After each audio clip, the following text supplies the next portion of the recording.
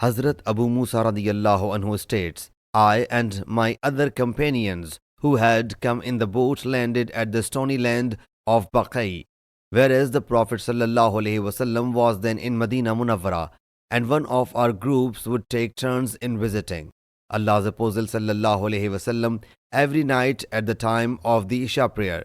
Hazrat Abu Musa radiyallahu anhu says, one day, accompanied with my some companions, I entered the presence of Allah's Apostle sallallahu alaihi wasallam. He sallallahu alaihi wasallam busy with his some task, and he sallallahu alaihi wasallam delayed the prayer even up to the midnight. Allah's Apostle sallallahu alaihi wasallam then came out and led us in the prayer.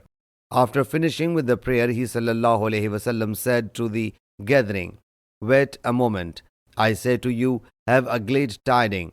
It is Allah's favor on you that no one saves you is performing the prayer at this time.